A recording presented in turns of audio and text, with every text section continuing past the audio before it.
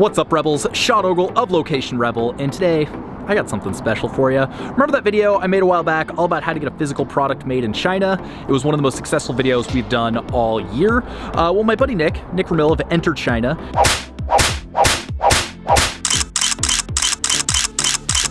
he's back in Portland, and we're gonna go try and enjoy some of this beautiful weather before it goes to hell again, and we're gonna go for a little hike. And so he doesn't know this yet, but we're gonna do another video all about the biggest mistakes new entrepreneurs make when they're getting started with a business abroad. I think it's gonna be a really good one. He's super smart, so let's roll the intro and get into it.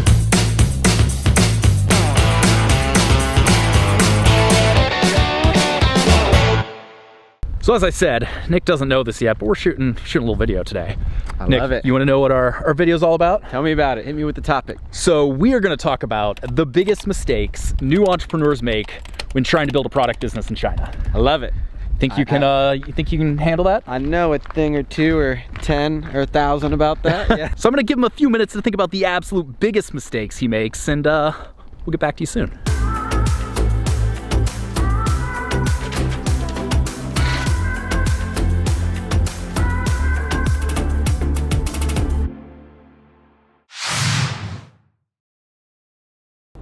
One of the biggest things we see when new founders start engaging or working with China is thinking China operates how their cultures do in terms of communication, business negotiation, overall the way the engagement works with your manufacturer is something you really need to understand. China plays by its own set of rules, and if you're not educated on how they communicate and what they mean and how they're saying it, then you're setting yourself up for failure when your needs aren't met.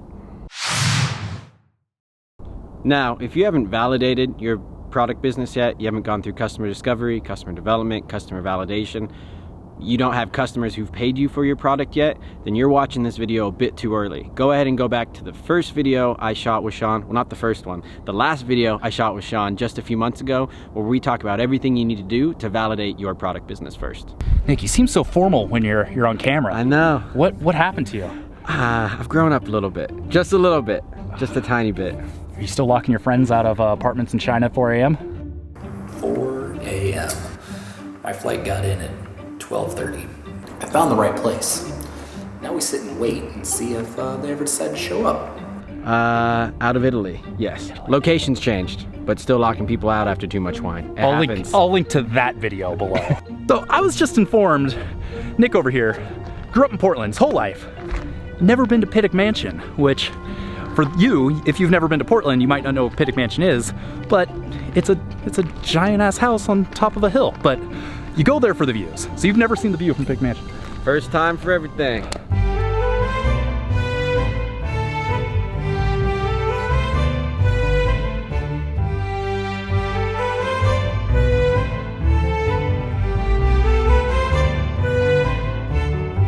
Yeah, this one is for entrepreneurs in general, but absolutely, when it comes to manufacturing, everything is your fault. As an entrepreneur, as the owner of the business, we hear all the time about founders who their factories did A, B, C. The factory made a mistake. They blame the suppliers. You see late campaigns, late products being shipped or not being fulfilled because it was the factory's fault. The factory has made millions of products for decades. It's what the Chinese do when they own factories. It is not the factory's fault that you did not learn how you should have communicated. Touched on communication in the first point and this point as well. It's all about understanding. If you do not communicate the way you're supposed to and the way they understand, that's your fault, not theirs. All right, Nick, here's what the people want to know. And by people, I mean me, because I don't know. We got all this stuff going on in Hong Kong right now. Yep. China, like trade war, all this stuff is happening. Yep. How is that going to affect the person that's just starting a business, just thinking about manufacturing in China? Like, is that going to be an issue? Is that something to be concerned about? Yeah, we get that question all the time. Happy that you asked it too. It's current, it's what's happening right now. First and foremost, absolutely not. It has no impact if you are a small or medium-sized business. To give you a dollar number, a figure amount, if you're doing less than mid 8 figures a year, there are creative solutions around this, from where you're shipping your products to the ports you're shipping them to. If you're using a global 3PL versus one domestically here in the US, Needless to say, unless you're one of those major big brands who already have established prices as products and a brand, then there's ways to figure out to get around having these trade wars affect you. So get this question a lot. The answer is no. Now, as I've always said in every video, is a great time, the best time to be an entrepreneur and start a physical product business. Why should we believe the random dude in the Nike hoodie and the Nike sweatpants? head to toe? Why? Well, gosh, shipped more than 10 million units out of China, shipped more than 1 million units into China.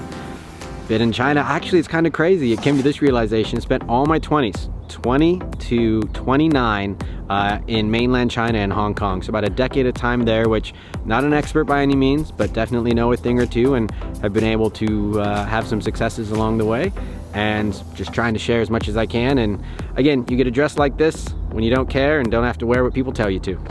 Okay, let's be real. Your 20s in China. Yeah. Good decision, bad decision? Best decision I ever made, because now I get to spend my 30s, 40s, and 50s wherever the hell I want. Yes. I absolutely have to mention, beware of the Chinese yes. I've created content about this before. You will never hear from a factory that they can't do something, even though they know they can't. This, as you can see, there's an underlying theme of communication. If you are talking to a textile company for a sweatshirt, asking them if they can make a smartwatch like an Apple Watch Sean's wearing right now, you won't hear that they can't do it. You'll hear, we can figure it out, we can work on it, when their factory doesn't even make that product, as an example, being so extreme. So just be aware of the Chinese yes. They will always say yes, that they can do something, and it's up to you to do that digging and do that preparation and planning and really discover if they can or cannot do what they say they can. Portland will always hold a special place in my heart, where I'm from, where my family's from. And it's a hard place to beat in fall. I can tell you I'm hitting my temperature limit. It's getting just a little bit too cold, and that's why I'm headed to San Diego tomorrow. Shout out to Tim Nybo as well. Congrats on your wedding, the groomsmen there. You know, that's what I'm heading south for, and then out back to Asia where it's still warm, sunny, and what I'm looking for. What are you talking about? It's warm, sunny here. Look around.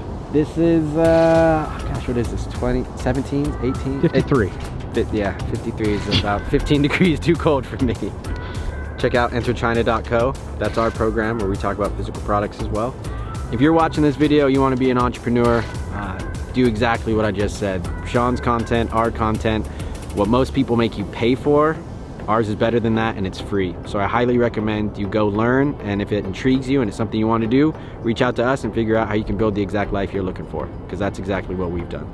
Do everything he just said, and while you're at it, give this video a thumbs up, go hit subscribe, hit the notification bell so you're notified every time we got new videos, which by the way is every Monday and Thursday. And seriously, go check out Enter China. It's freaking awesome if you want to build a business in China, manufacturing business, Kickstarter, any of that stuff. Expert. There we go. I just lost my light, so on that note, we're gonna go drink some wine and see what kind of trouble we can get into. See you later. Peace. Oysters on the menu. Whew.